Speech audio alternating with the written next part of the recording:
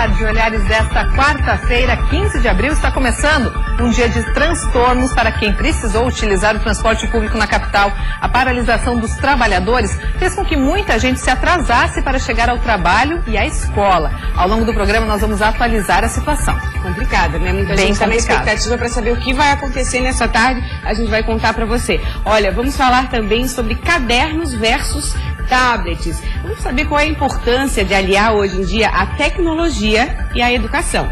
E olha só, Maria, tem muita gente grande relembrando uma atividade de infância. Os livros de colorir para adultos viraram febre entre os catarinenses. É verdade, Karina, e teve até uma fotógrafa que já lançou livros para colorir a partir das próprias fotos. E eu vou conversar com ela daqui a pouco aqui no estúdio. E vamos falar ainda dos cuidados na hora de postar algo nas redes sociais. O comportamento online pode influenciar na carreira profissional. E um alerta para quem pensa em comprar um imóvel. Vamos falar sobre um item muito importante, precisa ser analisado antes de fechar negócio. Saiba qual é daqui a pouquinho aqui no Olhares. Fique com a gente que tem isso e muito mais.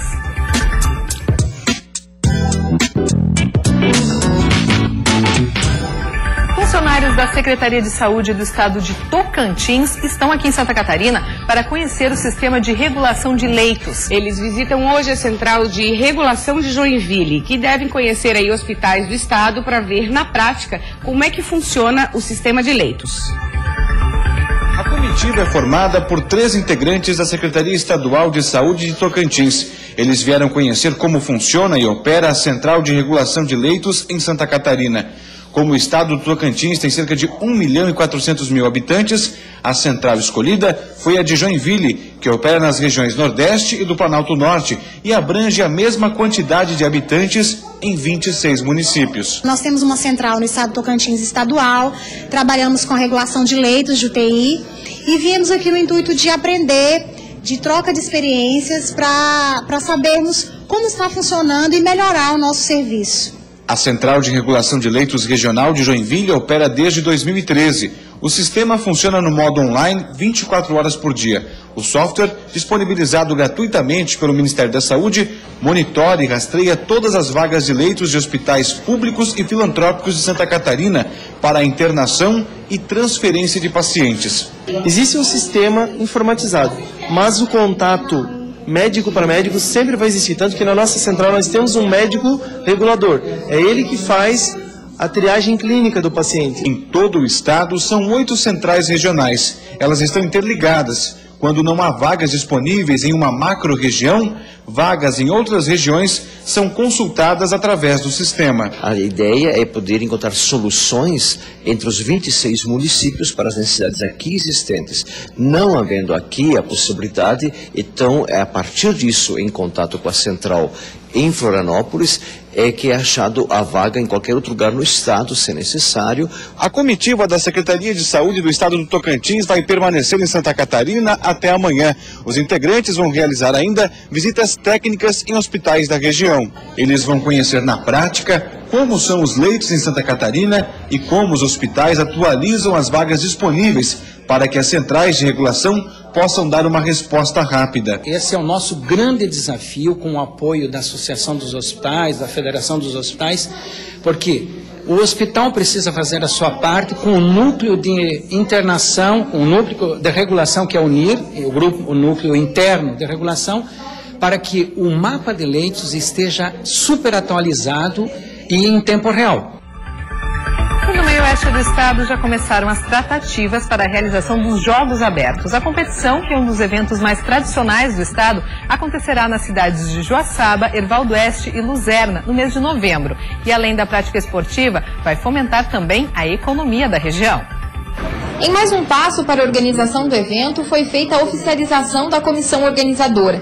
De acordo com o vice-prefeito, que ficou com o cargo de presidente, representantes de Joaçaba, Ervaldo Oeste e Luzerna colocarão em prática as ações para que o evento seja realizado entre os dias 18 e 27 de novembro. Agora se intensifica o trabalho, que é realmente colocar em execução todos esses elementos que foram apontados como dificuldades, né? Que é a estruturação das praças esportivas, algumas que tem que ter adequação. Nosso maior desafio é a pista de BMX, que é a pista de bicicross, que será construída lá no 10 de maio, já num padrão até internacional de competição. A questão do alojamento em algumas situações, principalmente das delegações maiores, né, que isso já está sendo também previsto e tem que fazer algumas adequações nesses espaços, mas está tudo correndo dentro do cronograma. Esta será a 6ª vez que Joaçaba, juntamente com as cidades co-irmãs de Erval do Oeste e Luzerna, sediará os Jogos Abertos. O evento é tradicional no estado e está na sua 55ª edição. São esperados mais de 5.000 atletas de 89 municípios, sem contar membros de comissões técnicas e familiares. Com isso, não só o esporte deverá sair ganhando, como toda a economia da cidade. O retorno social, o retorno cultural e o legado esportivo que um evento dessa magnitude deixa para a nossa região, para os 3 municípios, isso é uma coisa imensurável, porque realmente ele desperta nas nossas crianças, né, o desejo do esporte, ele traz os grandes exemplos do esporte catarinense para cá, que é uma referência muito boa, e é esse o objetivo realmente de se fazer aqui um grande Jogos Abertos. Bom, bacana. Ó, gente, dia 17 de abril é o Dia Mundial da Hemofilia e para relembrar essa data e reforçar essa data vai acontecer uma sessão especial de cinema e de graça para crianças portadoras de hemofilia, crianças e adultos, né? Membros da Associação dos Hemofílicos aqui do estado de Santa Catarina. A gente vai conversar aqui com o Valdinei, com o Carlos, com o Vitor e com a Paloma. Um prazer receber vocês aqui. Tudo bom, Paloma? Tudo bem, boa tarde. Paloma, você é assistente social da AESC, né, que é a Associação dos Hemofílicos de Santa Catarina. Aqui em Santa Catarina, em números, quantos hemofílicos a gente tem? Então, aqui em Santa Catarina, existe 555 portadores de coagulopatias. A associação atende. Dentre esses, 323 são hemofílicos. Eles são portadores de hemofilia A ou hemofilia B. Qual que é a diferença? Então, a diferença é que o fator de coagulação deficiente, um é o fator 8, que daí são os hemofílicos A, e outro é o fator 9, que são os hemofílicos B. E existe também uma divisão em relação à gravidade, eles podem ser leves, moderados ou graves. Entendi. A gente está aqui com o Carlos, que é pai do Vitor. Tudo bom, Carlos? Oi, tudo bem. O Vitor é super ativo, né? O Vitor é um hemofílico bem ativo. E aí, como é que faz para controlar o Vitor? Ele já tá com uma carinha ali rindo, já fez bagunça aqui nos estúdios da Band, tem que fazer mesmo. E qual que é a situação do Vitor hoje, Carlos? Mesmo sendo hemofílico, ele é uma criança normal como todas as outras. Sim. Nós temos alguns cuidados e fomos orientados pelo Hemocentro de Santa Catarina. Temos apoio da Associação de Hemofílicos do Estado de Santa Catarina e normalmente os hemofílicos eles usam um tratamento que vem do Ministério da Saúde que consiste em fazer uso de medicação por meio de profilaxia. 3 vezes por semana, em média, eles tomam uma medicação que é totalmente gratuita, que transforma a qualidade de vida dos hemofílicos. Os hemofílicos têm vida relativamente normal e expectativa de vida super normal. Como qualquer outro ser humano. Paloma, é isso mesmo que o Carlos está falando, né? Se o tratamento é feito da forma correta, não existe maiores preocupações. Isso, o tratamento, o portador de hemofilia precisa ter o acompanhamento, né, do hemocentro da região, e lá com os médicos, com a equipe, vão verificar qual o tipo de tratamento adequado. Tem o tratamento por demanda, hoje é muito utilizado as profilaxias, e fazendo esse tratamento de forma correta, e mais aliado à natação, fisioterapia, hidroterapia, a qualidade do portador de hemofilia ela aumenta muito. Sim, natural. Vitor, tudo bom? Dá oi no microfone pra ti aqui. Oi. Tudo bom? Quantos anos você tem, Vitor? 6. 6 anos. E quais são as atividades que você pratica? Fora do colégio? Natação. No microfone? Natação? E gosta de natação? Sim. Ele é bom, pai, na natação? Muito bom. É? Bom, nada bom. Quais são... Passa o microfone pro pai. Ele é um bom nadador. E quais são as atividades que ele pratica mais? É só natação? Ele está em idade pré-escolar, né?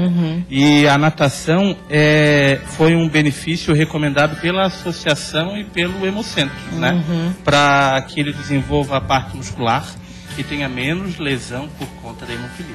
Sim, é importante falar que a gente estava até aqui conversando antes, que os esportes de contato, o que deve ser evitado, né, para quem normalmente são esportes que geram muito impacto e hemorragias, né?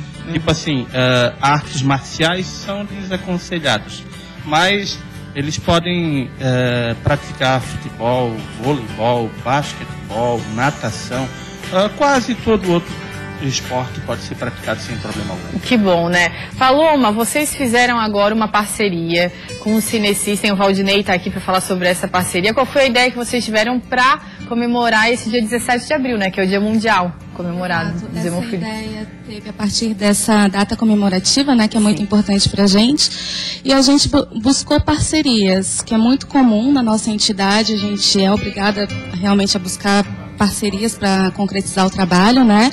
E a gente buscou o cinema, né, o Cinesystem, para fazer essa parte do lazer, né, que a gente também acha muito importante desvincular aquela parte mais de saúde, de hospital, de tratamento, para deixar alguma coisa também mais lúdica, trabalhar com as crianças. Bacana, Valdinei, quero conversar contigo agora. Microfone pro... Ah, já tá com o microfone, Valdinei? Esse convite, bacana, né? Legal, legal. A gente ficou bem feliz de receber o convite. Temos várias ações também com algumas instituições. E o intuito da ação, como a Paloma falou, é mudar um pouquinho esse cotidiano de hospital, né? E para que eles tenham um convívio também com outros associados, né? E como a gente estava falando, é uma vida normal. Então, assim, tem que ter o cinema, tem que ter o lazer, tem que ter a diversão. Sim. Para eles levarem a vida cada dia mais tranquila. Mais saudável. Valdinei, hoje, então, vocês vão passar um filme especialmente para as pessoas que fazem parte do Hemosc de Santa Catarina, né? E aí, vai ser que horas? Porque vai ser daqui a pouco, é isso? Vai ser daqui a pouquinho, às 13h40. O filme vai ser um filme em 3D. O lançamento tá em cartaz. Então, a gente convida a todos, né, pra lá assistir com a gente também. Sim. Tá bom? É hoje, daqui a pouco. Então, vocês vão sair daqui, vão pra lá, vão direto pro cinema. O Vitor vai também? Vai levar? Sim. Gosta de assistir filme? Gosta de cinema? E meu passarinho também. Gente, obrigado, um prazer enorme receber vocês aqui, tá? Parabéns, viu? Obrigada, meninas. O negócio é o passarinho aparecer na televisão. Ele estava grudado nesse passarinho. Olha, daqui a pouco tem mais olhares. A gente vai fazer um rápido intervalo. Vamos conversar sobre educação e tecnologia. As duas juntas podem fazer muita coisa boa aí para os nossos alunos. E vamos falar ainda sobre comportamento nas redes sociais e trabalho. Como aquilo que você posta no seu perfil pode influenciar na sua carreira profissional. Não saia daí que o nosso intervalo é bem rapidinho.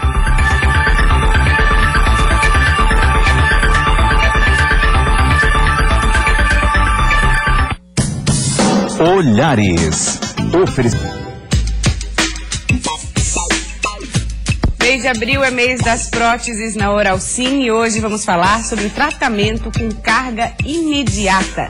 Dr. Luiz, boa tarde, seja bem-vindo. Boa tarde, mais uma vez, obrigado. Explica pra gente o que é isso, tratamento com carga imediata. Essa é uma das dúvidas que as pessoas têm hoje, né? Que é um tratamento voltado para os implantes dentários, em que nós colocamos os implantes, que são aqueles pinos em titânio, né? E num período máximo de 72 horas, nós já colocamos os dentes, que são as próteses fixas. Então, o tratamento em 3 dias está totalmente finalizado. É rápido e moderno, então. Todo mundo pode fazer? Exatamente. A maior indicação é para as pessoas que utilizam a prótese móvel, aquela famosa dentadura, né? Que a gente vem já comentando. Essas pessoas sofrem bastante por utilizar isso, né? Então, a maior indicação são para essas pessoas. Mesmo quem usa a prótese móvel há muito tempo, mesmo quem faz o uso da dentadura há muito tempo... Há 30, 40 anos, exatamente. Essa também é uma das indicações. Nós precisamos, através de uma radiografia panorâmica ou, em alguns casos, uma tomografia computadorizada, nós vamos avaliar a quantidade óssea que esse paciente tem para avaliar se ele pode sim realizar o implante dentário com carga imediata. Mas o que eu posso adiantar é que na parte inferior, mais de 90% dos casos é possível sim realizar a carga imediata. Que bacana, um índice super bom, um otimista, né? Então, sim, assim, legal, 90%. Na maioria das vezes a gente faz os implantes na sexta-feira e na segunda-feira já o paciente já sai com os dentes fixos, tratamento totalmente concluído. E sorrindo bastante. Obrigada, doutor Luiz. Deixa eu dar os parabéns antecipados. Sábado é seu aniversário, muitas felicidades, muita saúde. Sim, para nós, né? Muito obrigado. Os arianos, né? Obrigada. Karina, vamos agora à previsão do tempo. É isso aí, vamos falar da previsão do tempo para essa tarde de quarta-feira. Vamos dar uma olhadinha no nosso mapa de Santa Catarina. Na Serra e no oeste do estado, muita instabilidade com pancadas de chuva ao longo de toda a tarde. A temperatura fica entre 22 e 23 graus. No norte do estado e na região sul, muitas nuvens e chuva. A máxima chega aos 28. Já no Vale do Itajaí e na Grande Florianópolis, tempo instável e chuvoso, com máximas de 25 e 27 graus.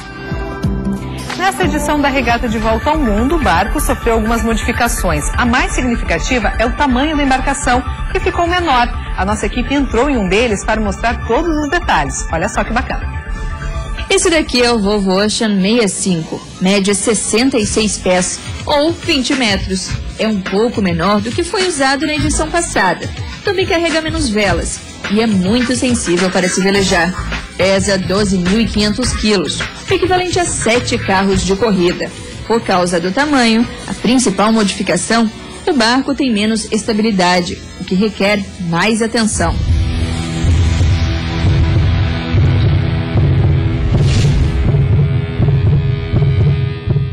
Esse modelo de barco é muito mais leve e eficiente. 80% do tempo as equipes chegam a velejar mais rápido do que a própria velocidade do vento. É um pouco a sensação de que você tem quando você está no carro e você está indo a 120 km por hora no carro, você tenta pôr a sua mão fora da janela, você sente aquele vento que te leva.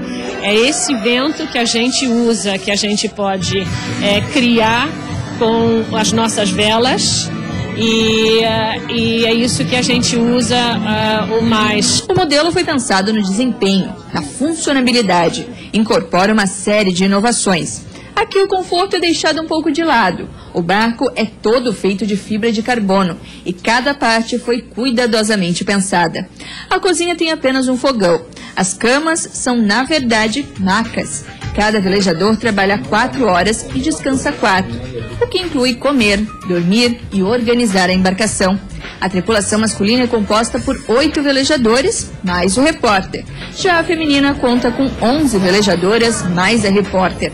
A preparação delas começou 1 ano e meio antes da Volvo Ocean Race iniciar.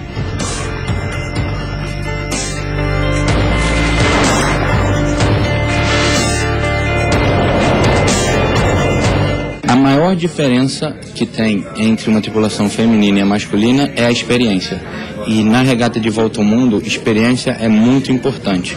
Então, nesses 12 anos que a regata de volta ao mundo não teve a participação de uma tripulação 100% feminina, todo esse aprendizado foi perdido. Foi necessária uma verdadeira força-tarefa para a construção do Volvo Ocean 65. Para ficar pronto, foram 36 horas de trabalho, o equivalente a 7 meses. O público não pode entrar nos barcos da competição, mas dentro da vila, um modelo igual pode ser visitado. A única diferença é que ele foi cortado ao meio, para que todos possam visualizar melhor o conjunto da obra. Muito legal. Agora a gente vai falar sobre o desafio de aliar educação e tecnologia, um desafio aí dos professores hoje em dia, e a gente está recebendo o Adriano. Tudo bem, Adriano? Seja bem-vindo. Tudo ótimo. Diretor de universidade, né? Exatamente. Quando a gente fala em educação e tecnologia, vai muito além de colocar tablets nas salas de aula, né? Exatamente, a gente fala, tem uma lousa eletrônica, um tablet que os alunos vão utilizar, é muito mais do que isso. Primeiro, parte da preparação do professor para que ele saiba utilizar a tecnologia. Um professor, nós temos em nossa universidade mais de 10 mil alunos pela educação à distância e também mais de 10 mil alunos pelo ensino presencial em pedagogia, para outras licenciaturas. Esses alunos já entram na universidade já utilizando diversas ferramentas, só que muitos deles têm uma grande dificuldade de utilizar. A gente tem que prepará-los durante o curso para que realmente eles entendam. Qual a maior dificuldade, Adriano? Muitas vezes até de usar o próprio computador. De como começar. Como começar, de utilizar, e depois em termos de utilizar ferramentas para estudo. Tem universidades hoje, universidades inteligentes que utilizam da tecnologia da educação à distância para o ensino presencial. Que é o quê? Você tem um ambiente virtual onde você tem atividades a desenvolver, onde você vai interagir com pessoas de todo o Brasil para o aprendizado. A tecnologia hoje, ela tem que estar voltada, quando a gente fala em educação, voltada para a educação. Você tem na tecnologia jogos, brincadeiras, redes sociais, faz parte, mas quando o professor pensa em tecnologia em sala de aula, ele pensa o seguinte: poxa, meus alunos vão estar utilizando um tablet, vão estar utilizando o celular, mas isso vai me atrapalhar a minha aula. Mas o professor tem que estar integrado junto dessa metodologia e utilizar, fazer com que os alunos utilizem essa tecnologia para o aprendizado. A grande pergunta é de que forma fazer isso, e aí você está falando de uma vivência de universidade que já é difícil. Eu fico imaginando no primeiro ano ali, né, no ensino das crianças que estão começando com 9, 8, 7 anos, fica mais desafiador ainda, né? Eu acho que é até mais fácil. Por quê? Porque na verdade a criança já está inserida, já nasce inserida nesse mundo digital. Então o que a gente tem que fazer, o professor ele tem que ver isso não como um embate realmente com aquilo que ele está passando em sala de aula, no quadro e tudo mais. Não como uma barreira, assim, ou um adversário, né? Não, agora também não tem que jogar toda a carga no professor. A escola tem que estar preparada. E tem muitas escolas inteligentes hoje que utilizam da seguinte forma: aluno do ensino fundamental, no primeiro ano do ensino fundamental, ou seja, com 6, 7 anos de idade, quando vão para casa, depois de terem aprendido em sala de aula, vão para casa para fazer atividades. O que eles fazem? Eles não vão pegar um caderno para fazer atividades, eles vão entrar no sistema com login e senha. Olha só que interessante, uma criança de 6 anos de idade entra no sistema com login e senha, e lá estão as atividades de reforço daquilo que ele aprendeu em sala de aula. Coincidentemente ou não, escolas que utilizam isso são as escolas que têm as melhores notas do Enem. Porque já utilizam da tecnologia, o aluno aprende tanto em sala de aula, quanto aprende depois também, e os pais, olha que interessante, os pais podem acompanhar a performance do seu filho. Ele vai ter acesso também a esse sistema para saber que atividades fez, que notas teve e tudo mais. Ou seja, você está utilizando dessa forma a tecnologia a favor da educação. Facilidade é o fim da agenda, né? A agenda não existe mais com essa turma. Exatamente. E assim, o professor, na verdade, a escola tem que estar preparada para oferecer esse tipo de sistema. O professor, ele tem que estar integrado na tecnologia para que ele não fique refém disso, e que o aluno, na verdade, não precisa necessariamente saber mais do que ele. Então ele tem que se interessar, e essa é a grande dificuldade realmente do aluno de pedagogia, licenciatura, realmente se interessar por isso. Então ele tem que estar realmente trabalhando em função disso, e a universidade tem esse papel também. Essa preparação que você fala exige um planejamento de médio e longo prazo, uma consultoria externa, que muita gente também não sabe por onde começar. Olha, exatamente. Qual o caminho, Adriano? O professor sempre tem que trabalhar com formação continuada, ele sempre tem que buscar realmente o aprendizado constante, porque o mundo muda muito. Hoje tem pós-graduação que se chama EAD e as novas tecnologias educacionais, seja para a educação à distância, seja para a tecnologia em sala de aula, no ensino presencial, para as duas. Como eu tinha mencionado, instituições presenciais hoje utilizam a tecnologia da educação à distância, ou seja, utilizar realmente a tecnologia, saber isso, uma pós-graduação, né, dessa maneira já vai mostrar muito o caminho nesse sentido. Já é um bom começo. Exatamente. Tá bom, muito obrigada pela sua presença aqui no Olhares, sucesso. Obrigado. Agora a Karina está vindo aí, nós vamos falar de internet também, de tecnologia, só que aí é aquela história, né, Adriano? Isso também vocês observam muito, de saber usar. E aí quando a gente transfere para o ambiente de trabalho, hoje não dá para dissociar comportamento nas redes sociais, comportamento na empresa, né, Karina? É isso mesmo, a internet tem sido responsável por deixar as pessoas cada vez mais conectadas. Mas por se tratar de um local público, é preciso ter cuidado com as informações divulgadas e principalmente com a postura adotada nas redes sociais e nas páginas. E não estamos falando só em segurança. Hoje, carreira e comportamento online estão extremamente ligados. No mundo virtual, principalmente em páginas nas redes sociais, se encontra de tudo. Tem quem poste fotos de todos os tipos. Tem os que gostam de debater temas polêmicos e até quem adora reclamar. A conta na rede social é particular, cada um administra o conteúdo como acha melhor, mas é importante ter cuidado com o que se posta e compartilha, porque isso pode influenciar na carreira profissional. Você costuma cuidar com o que você posta na rede social? Sim. Que tipos de conteúdos você viu? Eu acho que minha privacidade eu tenho que deixar dentro de casa. Você sabia que as redes sociais podem influenciar na carreira profissional da pessoa? Sim. Ainda mais no mundo atualizado de hoje, né? De acordo com essa psicóloga, as empresas têm se baseado cada vez mais no perfil online, tanto de candidatos à vaga como de seus colaboradores. Então nós temos que cuidar muitíssimo com o que nós falamos, né? Porque pode não ser muito bem interpretado. Então, por exemplo, né? Hoje é segunda-feira, estou indo para o meu trabalho. Ah, que saco! Como a empresa que você trabalha verifica isso? Né? Qual é a imagem que você está passando? Então, você não gosta do seu trabalho? Como é isso? Sem contar que isso também reflete uma imagem da empresa. As outras pessoas que estão observando o perfil desse funcionário podem começar a pensar, nossa, mas então trabalhar dentro desta empresa deve ser realmente muito ruim para esse sujeito estar postando isso. Não existe um manual de conduta na rede virtual, mas bom senso e discrição são as principais recomendações. Existem profissões que são formadoras de opiniões, né?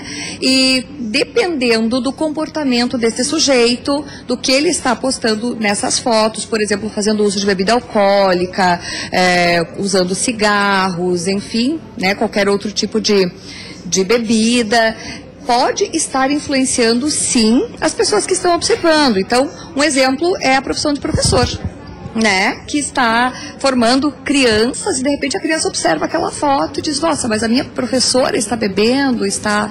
Então, assim, cuidar muito também para não postar fotos que identifiquem a empresa que trabalha, utilizando uniforme, utilizando crachá, né, porque isso vincula muitíssimo a imagem da empresa e o comportamento da pessoa.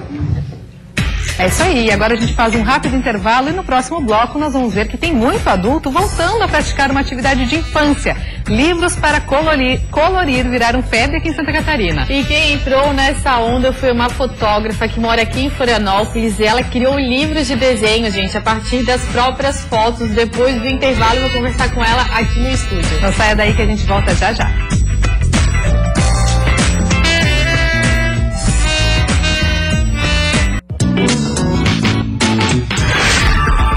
Trabalhadores da Transol mantêm firme a paralisação que iniciou na manhã desta quarta-feira. Segundo a empresa, cerca de 90 ônibus não saíram da garagem nos períodos de maior pico para os trabalhadores, das 4h30 da manhã até as 7h30 da manhã. E quem depende do transporte coletivo de Florianópolis, se prepare, pois hoje de tarde a tarde também deve ser complicada. Segundo o secretário de Comunicação do Sindicato dos Trabalhadores do Transporte Urbano, Dionísio Linder, os funcionários devem se reunir às 3 horas da tarde no Ticem e depois participar do ato promovido pela CUT às 4 horas da tarde no Largo da Catedral. Nesse período de cerca de 2 horas, os ônibus não devem circular, mas o horário certo para o retorno das atividades ainda não foi confirmado. A Prefeitura de Florianópolis, em nota, afirmou que está estudando a aplicação de medidas disciplinares ao consórcio Fênix e está buscando medidas protetivas junto ao Ministério Público do Estado e ao Poder Judiciário para evitar novas paralisações como essa registrada na manhã de hoje. E reitera que repudia de forma veemente a paralisação no transporte coletivo. A equipe de jornalismo da Band continua acompanhando essa situação e você vê todos os detalhes às 6:50 no Band Cidade. Maria? Ok, Karina, olha, na hora de comprar um imóvel, elas acabam passando despercebidas. Acredito que a maioria das pessoas não presta atenção. Nós estamos falando das fundações, um processo super importante em uma obra, que pode aí até causar o desabamento, pode fazer toda a diferença, causando até o desabamento de um prédio, uma coisa muito séria. A gente convidou o Jorge Pinto, que é gerente operacional. Bem-vindo a Olhares, tudo bem? Boa tarde, tudo bem com você? Tudo bem. Quando a gente fala em fundação, é uma coisa muito séria, a base de todo um prédio. De que forma eu, como uma consumidora, que eu vou comprar um imóvel, posso estar atenta a essa questão? Bom, o item fundação dentro da construção civil, ele é extremamente, digamos, complexo de ser analisado. Então, toda vez que você bem falou, quando você vai comprar um imóvel, é muito difícil analisar que tipo de fundação foi realizada, quem que realizou, né? Então, nós engenheiros temos muitos coeficientes de segurança aplicados para nós precaver de que possa acontecer alguma coisa ruim dentro da fundação, né? Porém, toda vez que o pessoal compra um imóvel, seria muito importante se assessorar a respeito de que empresa fez a fundação, que tipo de fundação foi realizada, e correr atrás mais ou menos desse tipo de situações, né? Ter certeza de que esse imóvel tem mais ou menos tem sido feita uma fundação mais ou menos ciente e profissional, né? Jorge, nem sempre há construtora que faz a fundação. Em alguns casos, são empresas terceirizadas, né? Então, aí vale questionar e até pedir a opinião de um engenheiro amigo. Vale essa troca, sim? Vale, sim, porque aqui em Santa Catarina, aqui em Florianópolis, lá em Itapema também, que a nossa empresa fica lá, a gente se conhece muito. Então, tem já empresas que já tem uma metodologia de trabalho muito profissional e você pode realmente confiar. Mas todos os sítios que envolvem a fundação tem, não só a empresa que executa, a empresa que faz a sondagem e o pessoal da mão de obra também, tudo envolve, né? Falando de uma forma bem simples, a fundação é responsável por toda a base, pela distribuição do peso do prédio, podemos dizer assim? Exatamente. O terreno, ele por anos e anos, milhões de anos, ele não sustentou nunca uma carga, certo? Certo. Ele é um terreno natural. Daí vem a evolução da cidade, ela cresce e alguma vez alguém quer colocar um prédio lá de toneladas em cima. Então esse terreno, ele não está preparado assim naturalmente para suportar essa carga. Entendi. Aí a gente, como os profissionais da construção civil, intervém fazendo cálculos e desenhando algum tipo de fundação para essa carga ser repassada para esse terreno e para todo o terreno circundante, de forma tal que eles colaborem também no suporte do prédio, né? Tá, e de que forma eu, enquanto consumidora, posso estar mais garantida para poder reclamar depois, né? Ou uma rachadura que apareça? Isso é pelo contrato? Pelo contrato. Você tem os vícios aparentes digamos, nós por lei também, os engenheiros, temos responsabilidade de por vida pelo prédio, no cálculo, e depois no contrato você vai ter, digamos, as rachaduras, as fissuras são pequenos sinais de que tem alguma coisa errada. Não sempre vai ser a fundação. Tá, mas já é um motivo para ficar atento. Exatamente. Assim, agora, quando acontece algum recalque diferencial, que é quando o prédio ele dá uma pequena assentada, digamos assim, no terreno, então você tem nas aberturas, que podem ser portas e janelas, eles ficam fora do esquadro. E aí é que a situação começa a se complicar. E você pode ter um alerta e pedir para um profissional atender essa situação aí. Tá ok. Jorge, muito obrigada pela entrevista. Sucesso, até a próxima. Boa tarde. Agora, o Minuto Roberta Dietrich de hoje traz dicas sobre como reaproveitar materiais. Veja só. Olá, pessoal do Olhares. Hoje eu quero falar sobre um assunto que tem a ver com sustentabilidade, que é o uso de materiais recicláveis. Cada vez mais a indústria tem se preocupado com o meio ambiente. E a gente percebe isso desde a construção civil, com o destino adequado dos insumos, das obras, enfim, com o reaproveitamento desse material, e até no mobiliário. A gente tem esse exemplo dessa estante, que é uma estante com cara de casa da vovó, que ganhou uma tecnologia com iluminação interna, e as portas, olha só que bacana, são, na verdade, antigas folhas de janelas, antigas. E também o uso da madeira de demolição. Casas centenárias que já sobreviveram a muitos intempéries, hoje servem para fazer mobiliários cheios de estilo. Espero que vocês tenham gostado da dica. Beijo, até a próxima. E olha só, pintar parece coisa de criança, não é mesmo? Mas recentemente essa atividade deixou de ser infantil e caiu no gosto dos adultos. A nova onda mundial acaba de chegar aqui no estado. Os livros de colorir para adultos já caíram no gosto dos catarinenses. Já tem muita gente grande brincando de pintar por aqui. Vamos ver. Elisiane encontrou um novo hobby: colorir.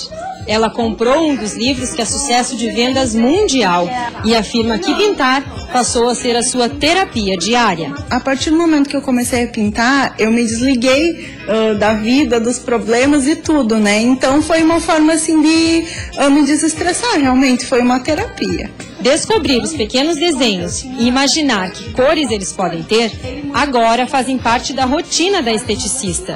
E ela garante que o livro já despertou também a curiosidade do resto da família. Meu marido também ficou bem contente de pintar, se desestressar também, né?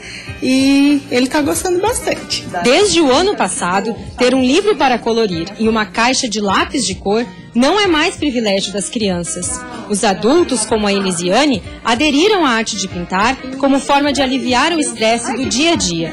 E esta psicóloga garante que se a pintura for encarada como um hobby e um tempo de lazer, ela pode sim ser um elo para desconectar a mente e relaxar. É uma coisa para você fazer para sair da rotina e ir para uma coisa de distrair.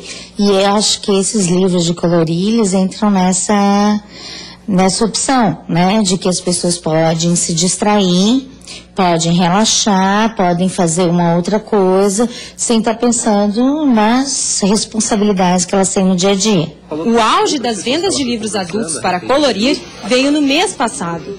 13 exemplares são os mais procurados. O livro preferido é este aqui, Jardim Secreto. Ele já vendeu mais de 1 milhão de cópias pelo mundo e é também o favorito dos catarinenses. Só nesta rede de livrarias do estado já foram comercializados mais de 2.500 exemplares só nas últimas semanas do mês de março.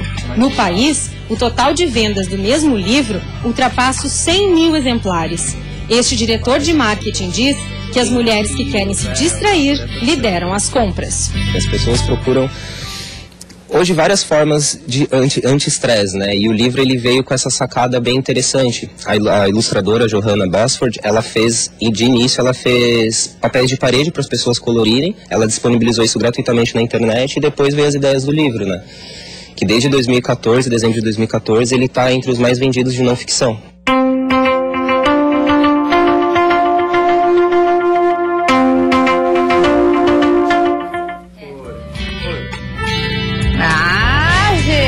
Eu já tô aqui pintando.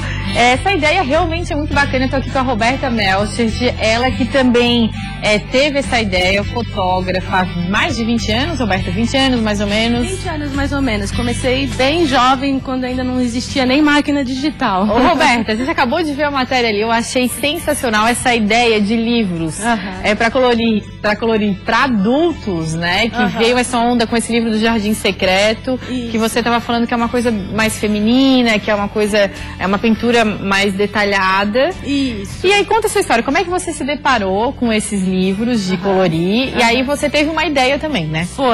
Foi uma viagem que eu fiz o ano passado, eu encontrei umas amigas e uma era viciada em colorir mandala, né? Porque são livros já antigos, já existem no mercado há muito tempo. Arte terapia até, né? Que geralmente as pessoas que trabalham com arte, com terapia, até indicam isso, né? Para adultos. Indicam, exato. E eu vi essa minha amiga fazendo, achei a ideia. É o meu primeiro livro de colorir, que é de estampas arábicas, né? Esse aqui. Você se deparou primeiro com esse aqui. Foi. E aí a gente viajava de trem e ficava colorindo, né? E aí eu fiquei viciada.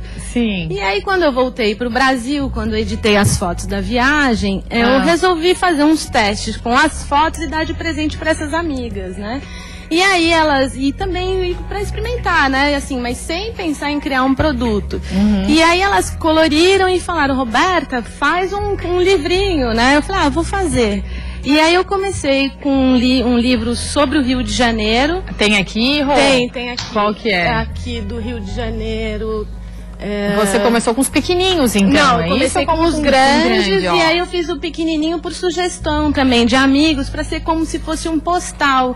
Que você pode colorir um postal, né, e enviar como se fosse uma carta. Né? Bacana. E até é bom para levar na bolsa, alguém que tá viajando, enfim, quer lá passar o tempo, pega um livrinho desse tamanho pequeno. Ele é mais prático, né? Tanto que os primeiros que eu fiz, como eu sou formada em artes plásticas, eu até fiz num tamanho grande. Deixa eu mostrar, mas esse aqui tá lindo, mas assim, Quando a gente imagina pinturas, aqui você fez realmente uma pintura super bonita, né? Não, mas assim, é super fácil fazer o feedback assim, de todos os meus amigos que falaram, nossa, é uma delícia, porque já tem o contorno, né? E aí é só preencher mesmo e depois aquarelar. Por então, isso que eu... Você teve a ideia de pegar suas fotos, transformar em livros, deu para uma amiga, a ideia deu certo. E hoje em dia, gente, a Roberta já fez... Tem quantos livros desses já, Rô? Eu tenho 12 modelos e já vendi mais de 1000 exemplares. Ou seja, deu mais do que certo. Você esperava que as pessoas realmente te procurassem, fizessem pedidos? Porque cresceu muito, né? Muito. Não, eu não esperava. Tanto que quando eu criei esses meus livros, o livro da Johanna Belfort, que é a do Jardim Secreto, ainda não estava publicado, né? E aí, o que fez o boom mesmo foi o livro do Jardim Secreto, que estourou mesmo e já vendeu muitos exemplares pelo mundo todo. Então a gente foi meio paralela, né? Mas eu aqui no Brasil, né? Fazendo tudo sozinha, editando, vendendo, criando, fotografando. Ou seja, você criou junto com ela, teve meio essa ideia no mesmo tempo. Mais ou menos. Ela é uma ilustradora, né? Então ela fez as ilustrações dela. Não, Rô, vamos, a gente, você aqui, Florianópolis, brasileira, vamos colocar o 100% Brasil, 100% feito aqui em Florianópolis. Aí você pega suas fotos, vamos mostrar mais exemplos aqui. Aqui a gente tem um só de flores que eu achei lindo. Só de flores. Super fácil de colorir. Quem mais procura, Rô? Ali tava na matéria, a gente falou que é mais são mais mulheres.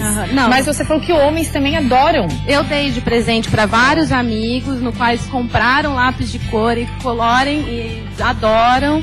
E estão viciados em fazer esse é uma terapia mesmo. E as pessoas procuram pra quê? Pra terapia? Aqui no estúdio, Maria Paula já pintou, Karina já pintou, produtora tá louca pra ter um, pessoal já se animou, porque parece que a gente volta a ser criança. E quando a gente era pequena, a gente pegava aqueles caderninhos, né, de colorir. Imagina, a gente relembra isso. Exato. E tem essa coisa nostálgica, o cheiro, né? O lápis de cor também é super agradável, né, pra vocês, né, e realmente também, eu chamo assim, até uma forma de você dar uma desconectada do mundo digital, né? Sim, é saudável, assim, você sair e pintar e colorir, é um detox mesmo. Eles falam isso, é uma delícia. Eu concordo, porque realmente, em vez de você estar no computador, você está colorindo, é diferente. Numa outra atividade. E é bom para adulto, claro, mas se os pais tiverem filhos, é bom que todo mundo entra na brincadeira também em casa, né? Eu fiz uma oficina dos 450 anos do Rio de Janeiro, do qual participaram tanto adultos quanto crianças. Aqui são imagens do Rio de Janeiro. Esses são só do Rio de Janeiro, esse é do Jardim Botânico, daí tem de vários pontos turísticos do Rio de Janeiro. E o de Florianópolis vai ser lançado... Era isso que eu ia dizer. Cadê o de Floripa? O de Floripa tá no forno. Sai quando? Ele sai na primeira semana de maio, o lançamento vai ser no Mercado São Jorge, no dia 7 de maio, e a gente está programando em fazer uma oficina de colorir lá também, para dar dicas, para ensinar, porque como ele se usa essa técnica da aquarela, né, que é o que é diferente dos outros livros, assim, na maioria eles são impressos num papel mais fino, no qual se você aquarela, ele às vezes ele ondula, com certeza, e às vezes até rasa. Sim, não é todo papel que dá pra fazer o que a gente tá fazendo aqui. Não é. Colocar água em cima. E você teve essa preocupação de fazer isso. Quando eu fiz... Consegui pintar direitinho mesmo, o primeiro exemplar, naquela viagem que a gente fez, por exemplo. Esse foi quase um dos primeiros que eu fiz. Ali, vai. Aqui. Esse é que eu colori, um dos primeiros. Sim. Que local que é? Esse é Paris. Ai, que chique, adorei. E ficou super bem pintado. Isso que é bacana, de repente a pessoa nem sabe que tem um dom. Exatamente. E aí até descobre um novo dom de pintar. Foi isso que eu falei, que elas falaram, nossa, é super agradável fazer, e assim, em 1 hora você pinta um inteiro, né? Assim. Bacana. Rô, onde é que a gente encontra os seus livros? Então, eu tenho a página no Facebook, que é Cadernos para Colorir. Bem fácil de achar. Bem fácil de achar. O site é cadernosparaColorir.com. Aí aqui em Florianópolis vai estar à venda a partir de amanhã no Mercado São Jorge. e vamos fazer o lançamento do de Florianópolis na primeira semana de maio. Tá, daí a gente relembra aqui no programa que a ideia é ótima, a gente adorou. Que bom muito que vocês obrigada. gostaram. Eu fiquei até difícil fazer a entrevista, né, meninas? Que dá vontade de ficar aqui pintando. E não parar mais. Muito bom, Rô. Obrigada. Obrigada a você. Gostaram, meninas? Já vi que gostaram, né? Eu acho que a Tainá, Karina, não vai almoçar hoje pra ficar pintando. Ela gostou só de olhar, realmente, antes a gente pintou um pouquinho, é gostoso. E essa coisa de aquarela parece uma tela, só que ali, ao alcance das mãos, ali fica mais fácil, uma terapia, né? E se você quiser sugerir entrevistas como essa, ou também sugerir reportagens para serem feitas em todas as regiões do estado, é só mandar sua sugestão no nosso Facebook.com/Programa Olhares, ou no nosso Instagram, @Programa Olhares. Manda lá que a gente adora quando você interage conosco. Muito obrigada pela companhia. O Olhares volta amanhã, às 1h05 da tarde. Estamos esperando. Você fica agora com o quadro Divulgação na Band de Santa Catarina. Boa tarde, até amanhã.